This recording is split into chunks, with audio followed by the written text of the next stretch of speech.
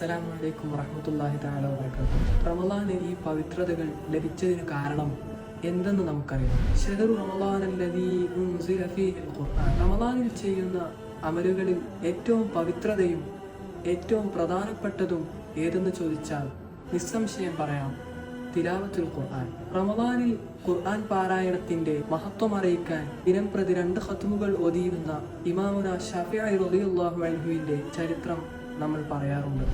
വിശാലമായ അറിവിന്റെ ആഴങ്ങളിൽ വ്യാപൃതനാവുന്ന സമയത്ത് ശാരീരിക അവശതകൾ മഹാനവറുകളെ വരിഞ്ഞു മുറുക്കിയിരുന്നു. എന്റെ നെഞ്ചിനും പൊക്കിളിനുമിടയിൽ മരണം കാരണമായേക്കാവുന്ന 9 രോഗങ്ങൾ ഉണ്ടെന്ന് അവിടുന്ന് പറയുകയുണ്ടായി. ഇത്രയുമേറെ പ്രതിസന്ധികൾ തരണം ചെയ്താണ് മഹാനവറുകൾ മറ്റു ദിവസങ്ങളെക്കാളും ഓതിയിരുന്നതിന്റെ ഇരട്ടി ഓതിയത്.